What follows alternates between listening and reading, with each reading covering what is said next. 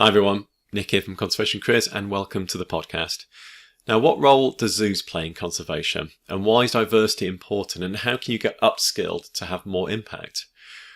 We discuss these topics in front of an audience from within our CC Pro community on today's podcast with Dr Helen Gath from the Durrell Conservation Academy. Now, Helen is a conservation ecologist passionate about enthusiasing others to protect the natural world. She holds a PhD on the Mauritius Echo parakeet, and in her role as conservation training officer at Durrell, she enjoys collaborating with world-leading conservation practitioners to facilitate and deliver a wide range of training for aspiring and professional conservationists. She shares what it's like to do her role day to day and also her career path, along with some struggles along the way. It's a wide-ranging, fun and inspiring chat, and we also have a great discussion with the audience after the recording ended. As always, enjoy.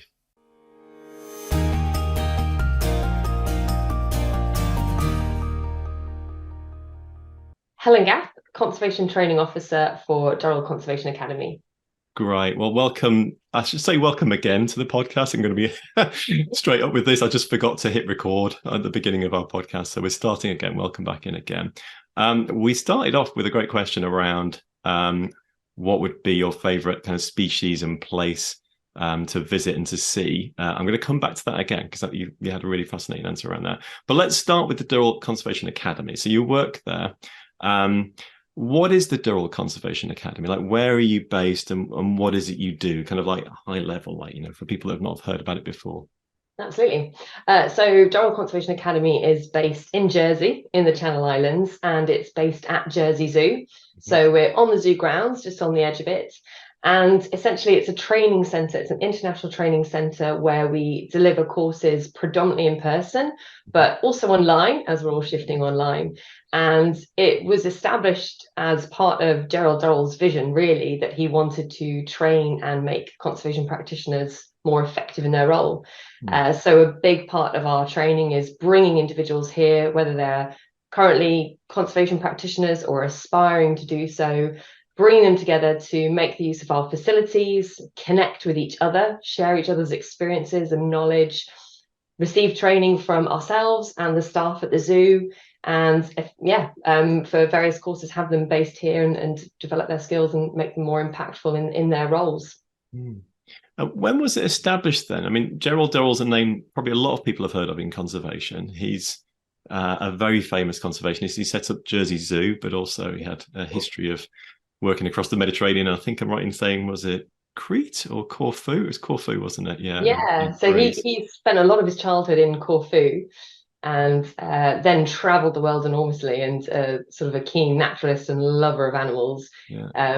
He was increasingly seeing that as he travelled the world and discovered all these wonderful species, he saw them all going into decline. And going off on a bit of a tangent, but I think the history of Gerald Durrell is really interesting because he essentially was the one who tried to change the face of zoos and take them from being were predominantly more circuses or attractions for people to come and look at different animals. He realized that these animals aren't going to keep on existing in the wild if we keep taking them from the wild, but also they're an opportunity to educate people about wildlife, connect them with wildlife, and use them as an opportunity to help restore currently declining species in the wild. So he went to a lot of efforts, and Jersey Zoo was one of the first to really try and start saying, hang on a minute, zoos need to be a focus of conservation and restoring species in the wild and not so much bringing them into captivity.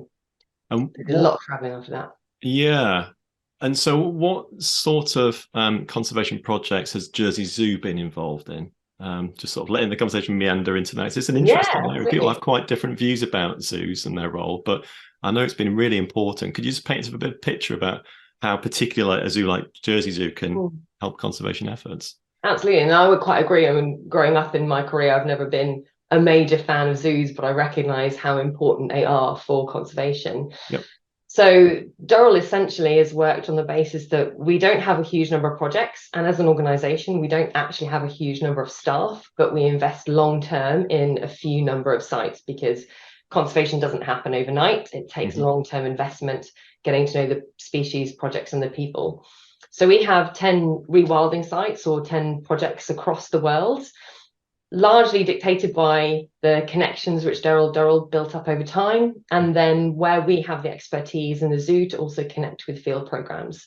And these range from, we have several in Madagascar, so it's been a huge part of our work, several sites in Madagascar, Mauritius, the Seychelles, Sumatra, Galapagos, and the Caribbean as well. So a couple of key sites there, and of course Jersey in the UK. So we have rewilding projects based there. So they started as sort of a species focus, but over time, as I think we're all starting to realize within conservation, it's not just about focusing on species, but whole ecosystem and habitat restoration. So these projects actually involve working with the species themselves, the habitats they occupy, and of course the communities that live alongside them. So really trying to tackle conservation challenges at all those levels. And what role does a zoo play in overseas conservation efforts? Is it part of about providing the funding, the resource, the visitors to the zoo create the funds which could then be redistributed for efforts elsewhere, or the practical advice? What are the sort of the actual things that a zoo can actually do? Yeah, I mean, it can really vary with which zoo it is, to be honest. I mean, I was just at Blair Drummond Safari Park the other day, and fantastic place. They don't actually do a huge amount of conservation work personally, but they are very aware of how important it is, and all funds that they raise, they then decide, right, the keepers and the animal staff decide where they want to distribute that to in terms of field programs. So it might just be fundraising. From Jersey Zoo's perspective, we try and use it to promote conservation in a suite of ways. So predominantly the zoo can be an opportunity to connect people with nature. So trying to bring them in, raise their awareness of the state of biodiversity and why it's so important to care for these species, and think about what you can do, just small things on a day-to-day basis. So whether it's a little bit of recycling or providing some money and supporting our field programs, perhaps attending our training courses. So it can be a nice connection point for people to understand more about nature. We also have our field programs. So a lot of it is also about husbandry, skills training, and knowledge exchange. So ultimately, we want to see species thriving in the wild. But in order for us to do that, we also have to be able to understand them. We have to understand their biological needs and their ecological needs. And we can't necessarily do that all in the wild. So we can use zoos as an opportunity to understand them, develop the techniques that are necessary to then actually help restore them in the wild. So we can use it as that sort of a connection there. And we actually promote a lot of staff exchanges. So pink pigeon is a classic example of that. So pink pigeons were critically endangered in Mauritius. Now, you don't want to just rely on those individuals thriving in the wild. So several of them were brought into captivity in Jersey and other zoos. And from there, working out how to hand rear them, boost their numbers so that they can be released in the wild, but also we can manage them in captivity properly. And staff will come over from Mauritius, where the species is based, learn from the keepers here, learn these skills, and then go back to Mauritius and take those skills back with them. Equally, we have staff here who are trained in how to rear and look after those species. So we send them over to Mauritius, and they train staff there and connect with them and help share their skills and knowledge. So it might be about the animal handling and the sort of the husbandry side of it. But zoos can also act as a training center as well. Like we have here, we've got the academy attached onto it. We have online teaching, but a huge part of our teaching is bringing individuals here as well, and being able to take them out into the zoo to meet the keepers, see the species, see the projects that we connect with, is a fantastic opportunity that you don't get in many other places. So the role of zoos is still really important, I think, and actually it shouldn't really be about, I say this, it's not really my quote, it's more sort of the influence of Carl Jones, who I'm sure many of you might have heard of, but at present, it really should be a case of just managing species in captivity or in the wild, but really blending them both because they complement each other. And right now we need both of them. They both support one another. Yeah, really nicely put. Yeah. And I was lucky enough to visit the zoo and the academy last year. You kind of invited me and Lloyd over and ran a workshop on communications. And you are right next to the zoo. If you open your window now, there's probably quite a good chance you hear a tiger or a gorilla or something calling. Yeah, it's quite normal. Yeah, let's focus in then on the academy then and the work that you're doing there. As you say, training is an important part of the zoo, and it's often delivered through the academy. What are some of the training programs or some of the flagship programs you want to kind of talk around at the Academy, and who are the sorts of participants that come through them? Like, you know, who are the people you're supporting? Definitely. So probably our flagship course is our Desmond course, or Durrell's Endangered Species Management course, which is essentially a postgraduate diploma. Mm-hmm. And it's a very intense 3 months based here in Jersey. It's accredited by Kent University, so you actually get a small qualification at the end of it. And it brings together all of the skills you might need to work in endangered species recovery. Mm-hmm. So everything from the technical skills side of it, such as how to conduct species surveys, how to manage your data and run statistical analysis, to also the sort of the softer, more human skills. So developing communication and facilitation skills, thinking about leadership skills and how you lead your teams. So it's quite a multidisciplinary course, because working in conservation, we do need a suite of those skills. And yeah, so it covers all sorts, including financial management, budgeting, social media. Very, very intense 3 months here, but it does mean that we also get to connect the trainees with those based in the zoo as well. The kind of people attending the course, we maximize at about 15, but probably a little bit less if we can do. 15 individuals from all over the world. Mm-hmm. Those really who are already working in conservation, so they've got a good number of years of experience behind them, but don't necessarily have an actual official qualification because of perhaps where they come from. There hasn't been access to that training or the opportunity and the funding to do so. So fortunately, due to lots of funds and grants that we have available, we're able to offer scholarships, and we're able to offer a lot of paid places for these individuals to come from Madagascar, Sumatra, Brazil, Papua New Guinea, bring them together here for 3 months and learn from each other, share their experiences, build really lifelong connections, and take that back with them. So develop their skills here, take them back to their own countries and their own organizations, and share that with their team, and hopefully develop skills and capacity in their own ground. So that's probably our biggest course. It's the one which Gerald Durrell first set up. And it was run just annually originally, but then with me joining the team, we had a bit of a setback with COVID, but we actually now run this course twice a year. So it's quite a hectic 6 months of the year, but an incredible, I feel really honoured to meet so many incredible people and hear about their projects and the diversity of the work, see them come together and share those experiences. And it doesn't stop after that, because we've trained nearly 6,000 people from 159 countries, is the latest count over the many years, not just through this course, but others as well. Yeah. And we really spend a lot of time looking after those alumni as well and trying to support them. So it's not just about the courses, but that networking and connections afterwards as well. So the Desmond is sort of our main flagship one. And then we have other sort of shorter ones. So, well, tucked within that, there's sort of courses within courses there, which others can attend. So 1 week of training within the Desmond course is on GIS. So I run a 5-day course on using QGIS to map and manage your data and sort of look at that visually and sort of produce, might be simply producing maps or doing some sort of basic analysis to understand species movements. So anyone can come and come to Jersey and attend that course as well. We run a facilitation and communication course for 5 days that again sits within the Desmond course, but others can come and join us on that. And perhaps one of the really most successful ones more recently is our conservation standards course, which I think Felix also runs an online version of that with Conservation Careers. So at Durrell, we apply this planning process across all of our projects, and we also teach it because we really believe it's a fantastic way to adaptively manage conservation projects. So that's a 5-day course that again people can come and join and sort of kickstart their love for conservation standards here, which so many people do.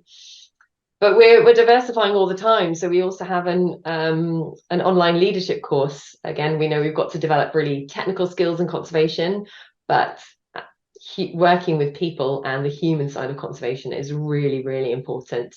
And if you can't lead your teams, if you can't communicate with others, then there's only so much you can do. So there's a real nice focus on developing leadership skills. Again, we actually cover that in the Desmond course, but we have an online course that we've created with Fauna and Flora International. Yeah. And that's a self-paced one. We've got some live sessions in between. It runs over 9 weeks and then extra time to access the course material. But again, really great way. We're currently running it at the moment, actually. So we've got 41 people from all over the world simultaneously working through a whole suite of topics on leadership. And we're there sort of dipping in and out online and having some live sessions and helping them to develop their leadership skills and understand themselves as a leader as well. So that's another new exciting course that we've developed over the last couple of years. And then even more, we're just kind of trying to fill our boots with what we can offer. There's our endangered species recovery course. And that's an interesting one because we used to be a 2-week course where people come here all 2 or 3 weeks before my time.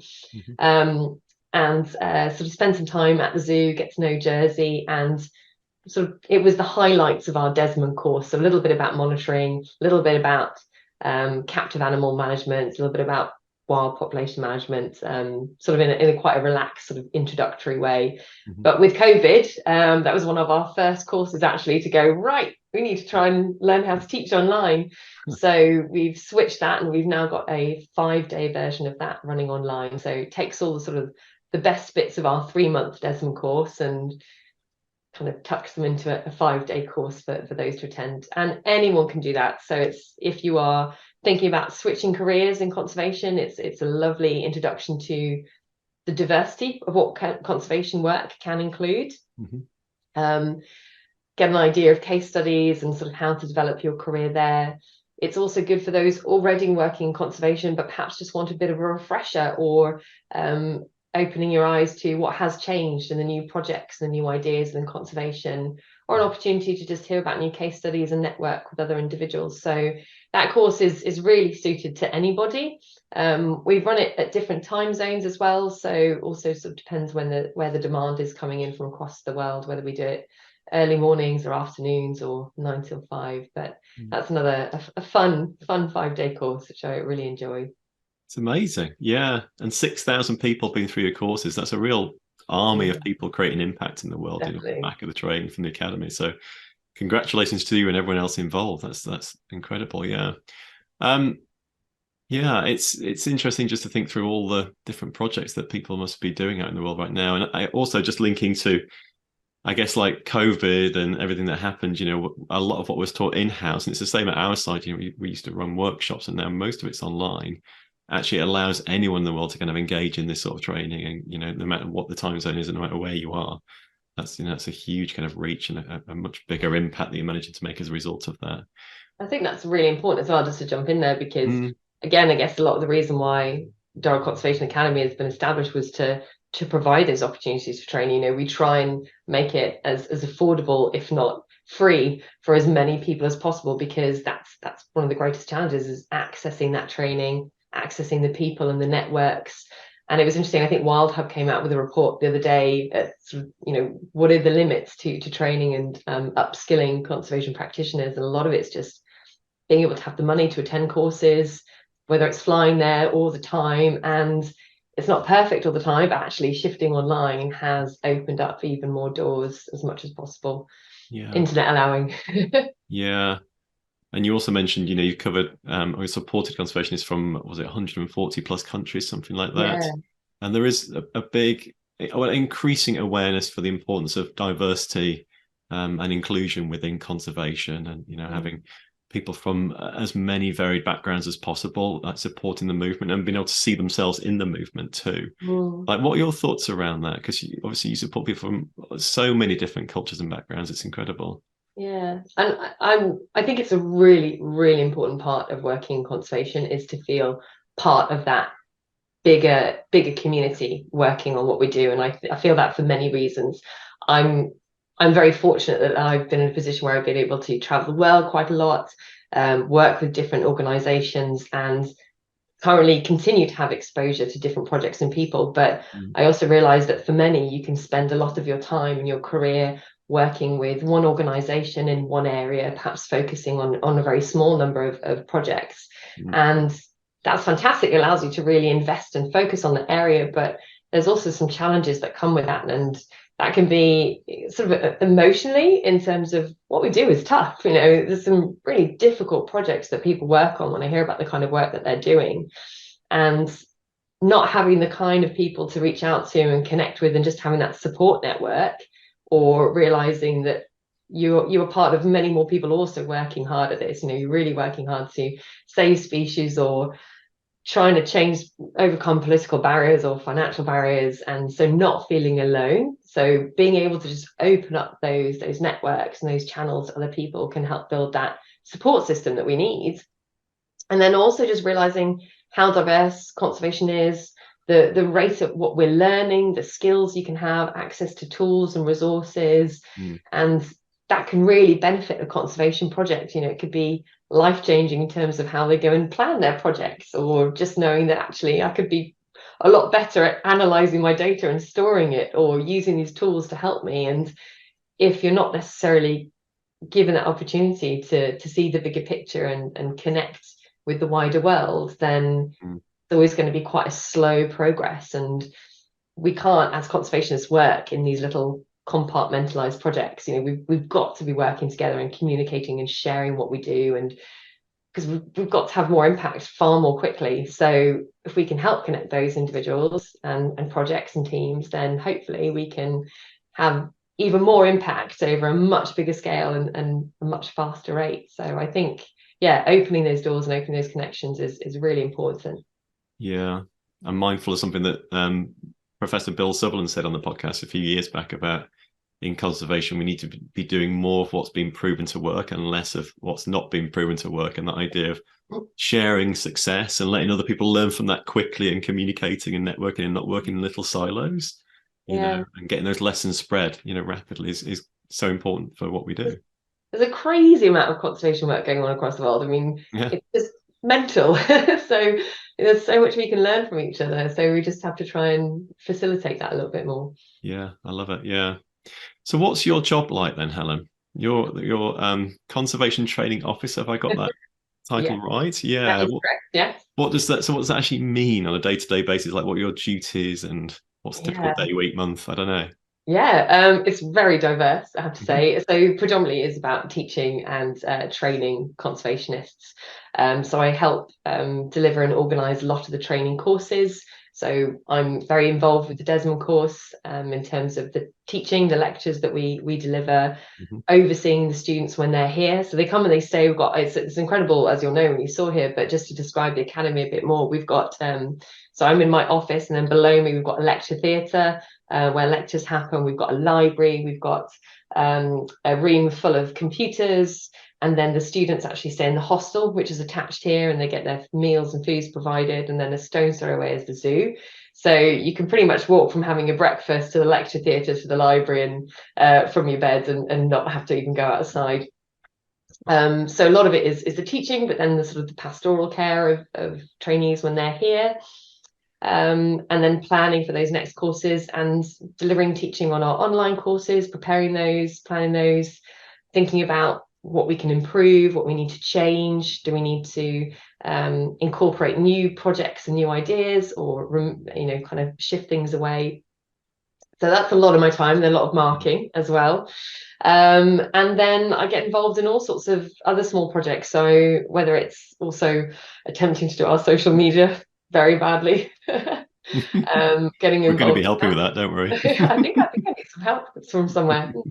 Yes, so attempting to kind of promote our courses and what we're doing, help look after our alumni. So our alumni hub is really important. So trying to think about what resources we can share with them, how we can continue to connect them.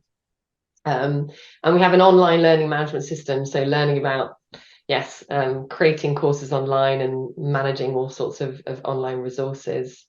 On a day-to-day basis, it's long. So particularly during the Desmond course, there's a lot of teaching, 9 to 5, and then about 5 o'clock my day begins and starts to do all the other stuff and lesson preparation and emails and so on. And then looking ahead over the next few months of training that we're doing and planning for that effectively. A bit of a jack of all trades, because I think I'm very lucky that also what I get to teach is quite diverse. So I help, so I run the GIS course, like I mentioned, do bits of statistics, human wildlife conflict, invasive species, so all kind of like a light level, but it does mean that I get to connect with lots of different topics. But yeah, sometimes that makes me feel as though maybe I'm a bit of a jack of all trades and thinly spread, but I like knowing a bit more of everything. I think the hard part is it's hard to let go. I think particularly when we have students here and online, you get really connected with everybody here, and they become a family, and I certainly feel like I'm part of that family when everybody's here for 3 months, and you just want to help everybody and their projects and be a part of everything. And it's really hard to try and not get involved in 1,001 things all the time. So I never regret a Monday. I never dread a Monday by any means. And the days absolutely fly by, like no day is the same. So really diverse, very, very busy. I wish there was about 3 of me, but then I'd probably try and just do about 6 times the work. So it wouldn't really solve the problem. Yeah, sounds really good. I love it. I can just see the enthusiasm that comes from you as well when you kind of think about the work. It's lovely. Yeah. What when you kind of look back then at your career, like before Desmond, before Durrell, like what have been the kind of main steps? What when you kind of reflect, that you've kind of gone through? What's been important to you in your career? Yeah, really important. I mean, I always knew I wanted to work in conservation, so that was never an issue. I mean, Why I was thought, that? Yeah. yeah. Why? Sorry. Yeah. Why? Yeah. Um, I loved it. I was fascinated by biology, I think, and physiology. I mean, still now, I just think it's amazing how diverse species are and how our bodies and muscle tissues and hormones all communicate with each other, and we're all here functioning. We're all totally different, and I just find it incredible, the biology side of it. And I always loved being outdoors. I just found nature and wildlife beautiful and calming, and I always just felt happiest, and I still do feel happiest when I'm outside and around nature. And I could see, I mean, growing up, I remember I used to worry, like felt like the weight of the world on my shoulders, because I think it was less talked about, but you could still very much aware that there's climate change and issues and species going to extinction and decline, and that really worried me, and I wanted to do something about it. Yeah. I thought I wanted to be a vet because I just wanted to work with animals, but then I realized the bigger picture of what I wanted to do was work with species and habitats and ecosystems at a much bigger level. And so I went to Cardiff University and did zoology there, which I loved.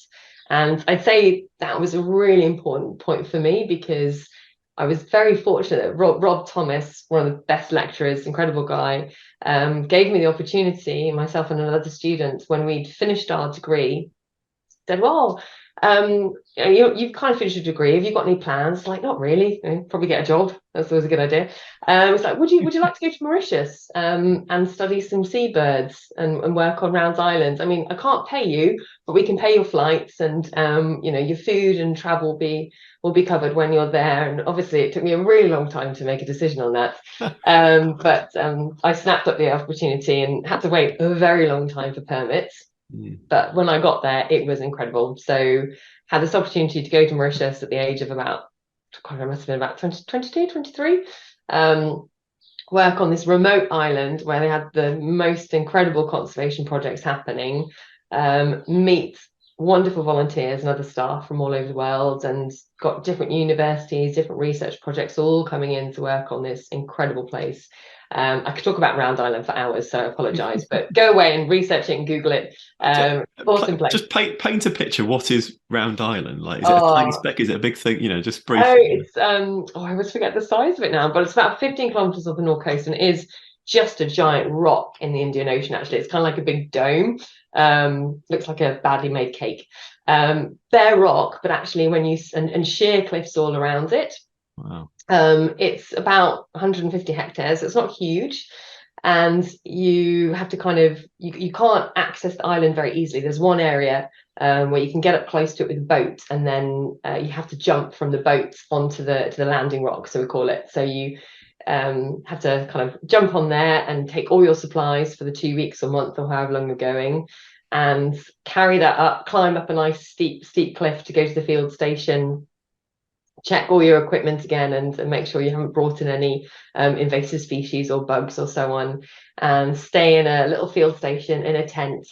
And it's just you, and it could be one other person or maybe 10, but most of the time about 5 people on average. And it's just stunning. There are telfair skinks everywhere running around your feet, and Bossier skinks. And anyone who doesn't know telfair skinks, they're these kind of little reptiles about 15 centimeters long, have the best little smile on their faces. They're everywhere, just getting up to mischief. You've got petrels, like these seabirds with the best call, just flying around doing their thing, particularly during breeding season. I won't do my bird calls for you. Then you might have shearwaters sitting in their burrows calling out. You might see humpback whales going by during the migration season. And yeah, there's some really worn down areas where there's not much native vegetation left. But there's lots of planting going on. So there's a little plant nursery behind the field station where lots of seeds are propagated to then grow out and then plant out across the island to restore essentially everything that goats and rabbits decimated many, many years ago. So you'd think it would be this quiet, isolated island, but it's not. It's just alive with activity. And it's, just absolutely stunning. Beautiful blue seas. Just like a little bit of a jewel in the place. ocean. Yeah. How important was it, or has it been in your career? Like, how's that linked? Massively. I think when I went out there, I was originally just a volunteer, and then over time, and we were helping the wardens, and then all the wardens slowly left and they couldn't get more. So I was then doing the warden job and thought, well, I might as well apply and actually become warden.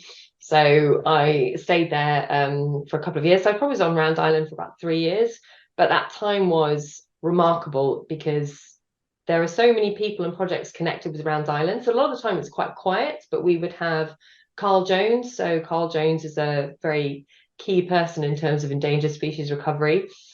He's director of Mauritius Wildlife Foundation and chief scientist here at Durrell. So he'd be regularly visiting the island. So I get to meet this fantastic person with a wealth of knowledge. We had the island has connections with different universities and different projects, different students. So there was always people coming and going. That gave me this great exposure to all the different types of science that you can have in conservation, all the different roles, the collaborative way of working, and this sort of networking opportunity just opened my eyes so much. And I really made sure that, I've always wanted to make a good impression, but kind of held on to and nurtured those connections as well. And through that, I got to know what became my PhD supervisors at the time because of regular contact with them. So I had the opportunity to then go on and do a PhD on echo parakeets. So I think the Mauritius Wildlife Foundation as well, so many people have passed through that and been involved with its projects. So it's not just Round Island, it has projects on the mainland as well. So you can work on pink pigeons, kestrels, echo parakeets, passerines, reptiles. It is an incredible place to go and get some experience working in conservation, because there is just so much you can learn in terms of hands-on work and people and science as well. And what I realized in that moment was I kind of had really good field skills, but I wanted to balance out with my scientific research skills. How do I incorporate science into my work so I know these field skills are being effective, and how do I get better and improve at what I'm doing? So the PhD was great at that, but my time there has really set me up in terms of learning about conservation at lots of different levels.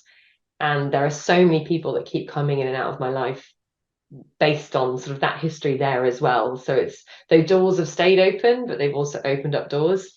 So that networking side has been really, really important. So I would say that was a really key point. And then we talked about, the good and the bad things earlier for life-changing moments, or sort of what's been really important. I think what was really important as well is that actually when I came to the end of my PhD, I had a really difficult year and a half, I'd say, because up until that point, everything had been in place. You do your undergrads, and I went to Round Island, and then I did my PhD, and in between then I had different jobs with different organizations, but it was just sort of a path that just naturally created itself. And I got to the end and went, oh, I have no idea what to do now. And you're not really a specialist in one thing, and despite the world needing lots of conservationists, it's a really competitive place to get a job. It's really hard. And I even did your kind of career Kickstarter course because I thought, oh, maybe I'm doing something really wrong. I've been working in conservation all these years, but maybe I'm doing something wrong. And had to rethink CVs and what I was applying for. But it was a really difficult time. But actually, I'm so glad I went through that, because it was just really important to spend time reconnecting with what you're good at, what you love, what you enjoy. And for me, it gave me that time, that opportunity to really confirm, yeah, of course I want to work in conservation. I did lots of other things. I'm like, just can't imagine not doing it. And spending that time working out what it is that I'm good at, where my strengths are, and being open to following new routes and different opportunities. So I think that helped build up a lot more resilience in me as well, and just see what different opportunities could be out there, and I landed in this job, which is incredible. So I think there have been really good times that have really helped me, but then also, as I'm sure many people have as well, those really difficult times as well, but they're really important. And I think it's kind of have to look back on it and experience it with quite a positive mindset. Yeah, I love it. Yeah. What advice would you give someone who's listening who might be seeking to follow in your footsteps? They might be a student or a struggling job seeker applying, or even a career switcher, sort of leaning into the movement and wanting to find work. Like what sort of practical advice you think might help them? Yeah. Couple of things. I think definitely it comes quite naturally to me, but networking and talking with people, not necessarily to sort of jump up on those networks, but just be aware of how diverse conservation is, and doesn't matter what skill you have, there is a place for you because we need people with all sorts of skills involved and promoting conservation, whether you are good at managing finance and budgets or hands-on animal management, whatever it is, there is a role for you. So find out what those roles are, and also spend that time investing and understanding what you're good at. Right, this is me. Where am I going to take that, rather than trying to fit someone else's needs, because you're never going to be happy in that. You have to, it's kind of applicable to all of life, really. I think you need to be able to understand yourself and your strengths so that you can enjoy and be good at what you're doing, rather than trying to fit into something else. So spending that bit of time, like self-reflection side, is really important. Networking and exposure, reciprocity, because the conservation world, actually, I feel like it's quite small. I always come across the same people all the time, but that benefits me, definitely, because it's helped create this community of people I can draw upon. So networking, and if you don't like networking, just try and find ways to improve it. I hear there's some good courses on it, probably around communication. Well, I like to call it making friends. I think it's actually nice. Yeah, less strategic. Yeah. And then I don't know. I sort of feel like I should have a 5-year plan and a 10-year plan. I suppose I vaguely do, but don't be afraid to shift. Careers shift, focuses shift. I never thought I'd be in a teaching role. I didn't think that would happen.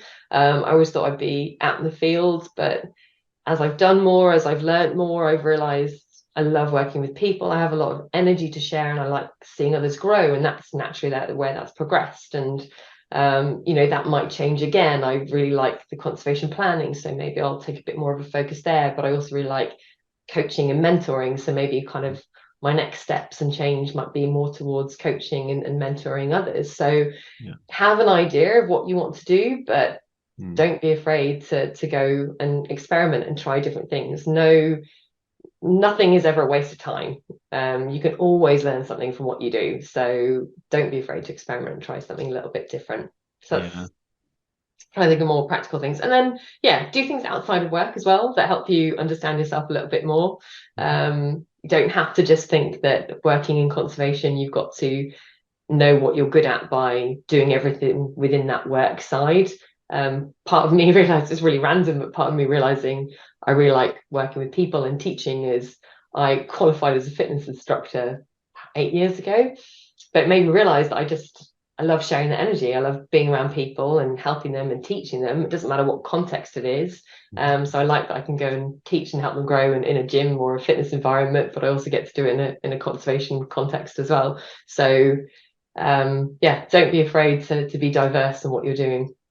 Yeah. I'm not quite sure if those are practical tips, but I think many are. I think being open, I think connecting, making friends, yeah, having a plan, but allowing yourself to adjust. Yeah, really yeah. practical and knowing there's lots of different roles in there and you can find something that kind of fits you rather than trying to fit in. I think that's really Mm. great advice. Yeah. Well, I'm conscious we've got a few people listening. Thanks for sticking around, guys, as well. We will go to you in a second and open up for your questions. But maybe as we start to wrap up our conversation, Helen, I'm going to circle back to the initial question that we didn't record at the beginning. If you could choose any species and location, where would you go and what would you go and see and why, obviously? And why? Well, I was tempted because I would also love to go to South America and see a lot of the macaws there, because I've worked with echo parakeets, and I think seeing other parrot species and lots of people there would be great. But definitely going back would be to go and see the Aldabran tortoises in the Seychelles.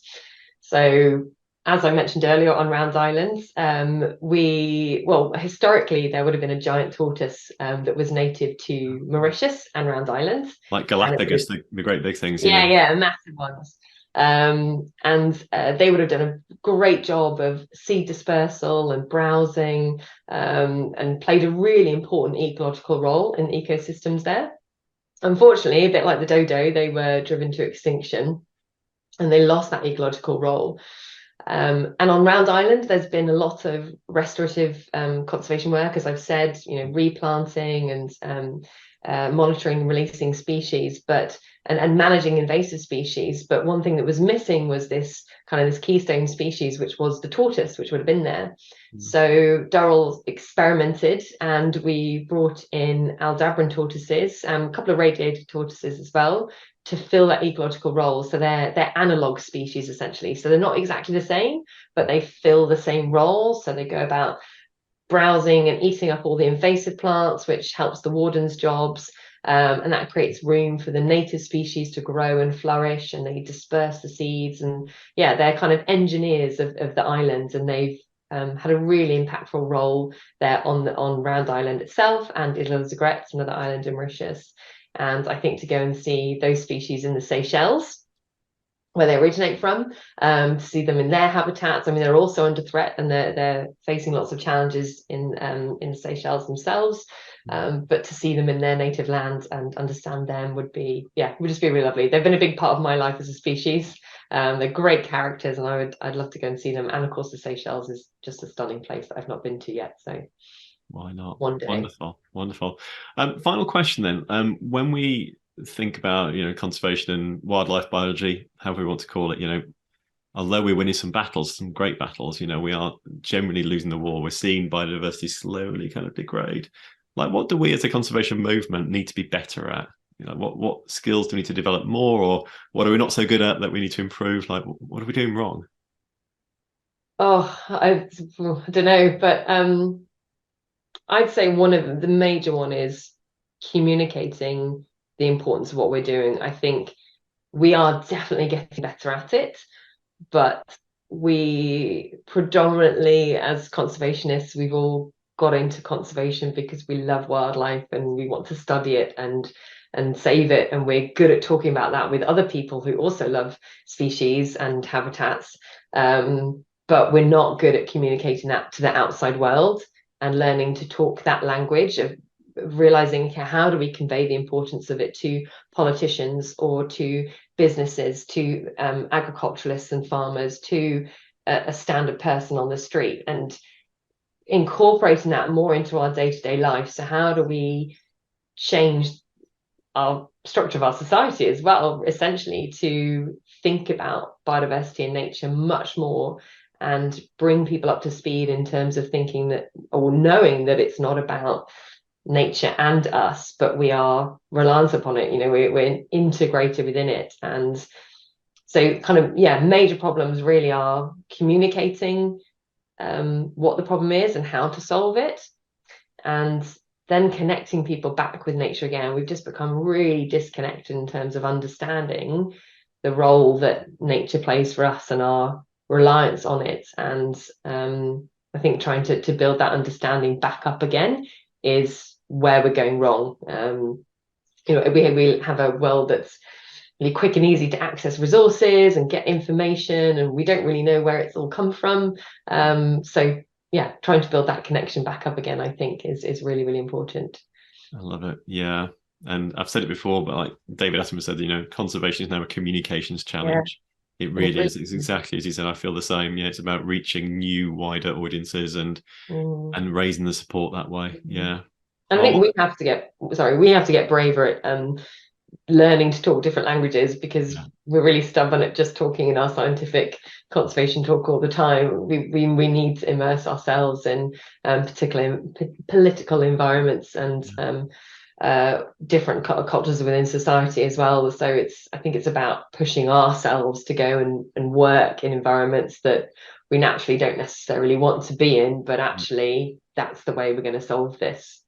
Yeah, 100%. So we've got to adapt as a movement, but also I think probably we need other people coming into the movement too. It's almost that switcher discussion we had earlier about can we bring politicians in and help them to be conservationists and business people and financiers and whoever it might be that is needed. They've got the skills. We don't necessarily need them to learn them ourselves, but we can actually bring their kind of talent in. Yeah. Oh, I could talk to you all day, but I've really enjoyed chatting. Thank you so much. Where if people want to find out a little bit more about the Durrell Conservation Academy and some of the courses that you run and find out, more about your work, where should they go? Where should we send them? Sure. So we've got our own website. It's linked to Jersey Zoo's website and Durrell. But if you put training.durrell.org into your browser, and I can share the links with you afterwards as well, that will take you to our learning management platform, where you can, as you said, browse through the list of courses, learn a little bit more about the history of Durrell. You can also email us, so you can feel free to email me, helen.gath@durrell.org, or inquire at the Academy, so academy@durrell.org. But definitely our training website is the best place to go to for lots of information about upcoming courses. And we've got social media networks as well. We've got our Facebook network, Durrell Conservation Academy. We've got a Twitter account as well, and that's about the best that we can manage right now. And LinkedIn, actually, we've got LinkedIn on there. LinkedIn too. And actually, we just mentioned we're going to be supporting a traineeship at Durrell. Are we working together to improve and take your communications to the next level? So that's really exciting.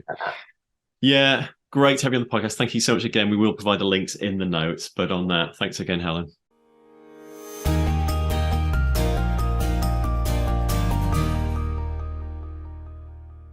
Okay. Well, I hope you enjoyed that, everyone. If you did, then please do hit the subscribe button to get notified of new episodes as they drop. And also please give us a rating or a review, because it really helps us to get in front of more people. Now, if you want our help to get clear and get started and get hired as a professional conservationist, I recommend you enroll in our free online training program, exploring how to get a conservation job.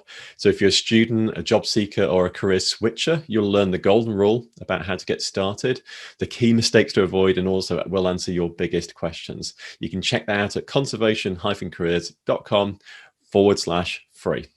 See you soon.